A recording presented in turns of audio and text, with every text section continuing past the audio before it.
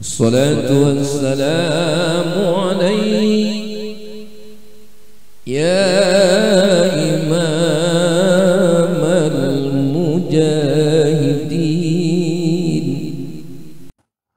Yang kedua, pada saat kita berhubungan dengan istri, saya selalu mengeluarkannya di luar dengan alasan tidak ingin mempunyai keturunan dahulu. Bagaimanakah hukumnya? Mohon penjelasan. Jadi kalau dalam bahasa agamanya itu azlu namanya, ngeluarin sperma di luar rahim seorang itu tidak jadi masalah.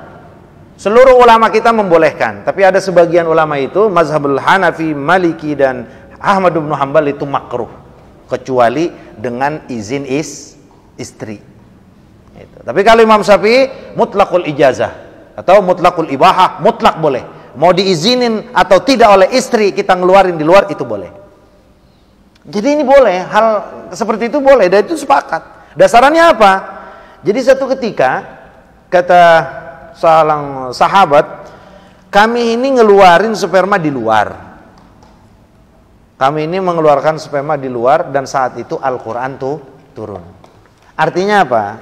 Kalau memang itu haram, pastinya akan dihukumi oleh Al-Quran atau dihukumkan lewat Nabi. Tapi tidak ada. Ini satu dalil para a'immah, para imam-imam kita membolehkan mengeluarkan sperma di luar. Yang kedua, satu ketika dari Abi Sa'id Al-Khudri radhiyallahu ta'ala anhu. Ini riwayat Al-Imam Abi Dawud juga fi Sahihain. Itu satu ketika ada seorang laki-laki datang kepada Rasulullah. Ya Rasulullah, innali jariyatan. Ya Rasulullah, aku punya budak. Wa azilu anha, gitu kan. Tapi aku keluarinnya di luar. Kenapa? Akrahu antahmila. Aku takut dia hamil. Bunting bahasa Betawi. Aku takut kalau aku keluarin di dalam bunting. Wa tuhaddisu wa annal yahud tuhaddisu annal azla mau'udatun sugro. Tapi aku dengar orang Yahudi bilang kalau kita ngeluarin sperma di luar itu sama saja hukumnya membunuh anak perempuan, hidup. Dia takut. Makanya nanya apa kata Rasulullah? Kadzabat yahudu. Kadzabatil, bohong itu orang Yahudi, nggak begitu. Nah, ini ucapan Sayyidina Muhammad bohong Yahudi, artinya di sini ditangkap oleh para ulama kita bolehnya ngeluarin sperma di luar. Yahudi kan bilang kalau Yahudi itu punya keyakinan ngeluarin sperma di luar, gitu kan? Itu sama aja hukumnya membunuh anak yang masih hidup. Anak yang sudah nggak boleh. Kata Nabi bohong. Berarti kan kalau Nabi bilang Yahudi bohong, boleh gitu. Kita ngeluarkan sperma di luar. Itu yang pertama. Yang kedua, apa kata Rasulullah SAW? Kalau Allah Subhanahu wa ta'ala sudah tentukan nasi mahayyah namanya, cikal bakal ada keturunan dari rahim seorang ibu, seorang wanita, mau dikeluarin di dalam atau di luar, iza aradallahu ayyakhluqahu mastata'ta an tasrifahu, kata Nabi.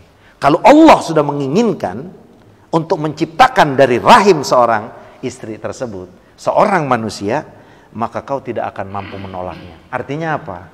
Di sini Rasulullah menerangkan, mau dikeluarin di dalam atau di luar, kalau Allah kehendaki jadi, tetap jadi, walaupun kita keluarkan di luar. Karena ngeluarin di dalam bertemu telur dengan opum atau yang lainnya itu sebab. Itu sebab. Maka bisa aja orang keluarin di luar, ya enggak, tapi tetap punya anak. Iya, memang keinginan Allah. Begitu. Nah, dari beberapa dalil ini yang menjadi pegangan para ulama-ulama, a'immah, ulama ahli sunnah wal jamaah menetapkan bahwa mengeluarkan sperma di luar, ya enggak, di luar rahim seorang istri itu hukumnya boleh. Nah, tiga imam ini mengatakan paling tidak harus ngomong dulu dengan istri atau ada kesepakatan. Kenapa memang seperti itu? Karena hak hamil itu punya istri. Itu yang pertama. Yang kedua, kita jangan laki doang egois pengen puas. bini juga manusia, punya keinginan yang sama. Kalau dengan kita keluarkan di luar, istri kita tidak mendapatkan kepuasan, inilah sisi ulama memakruhkan kita mengeluarkan di luar. Makanya musyawarah dulu. Nyalo nanti begini, ya udah rapi kan gitu kan, udah nggak apa-apa. Tapi kalau istri enggak, gua nggak mau, nggak puas, nggak apa, itu nggak boleh. Jadi nimbangnya itu bukan permasalahan keluarin boleh atau tidak, tapi nimbang hak yang harus kita tunaikan terhadap itu yang paling penting. Ya kan itu keharusan, jangan egois, mau kita doang yang enak, bini kagak, harus sama-sama enak, sama-sama puas, sama-sama nikmat. Itulah ajaran Islam kita. Wallahu a'lam bis. Subhanakallahumma wa bihamdika asyhadu an la ilaha illa anta astaghfiruka wa atubu ilaik. Wa sallallahu ala sayyidina Muhammadin wa ala alihi wa sahbihi wasallam. Walhamdulillahi rabbil alamin. Wa ala alika wa ashabika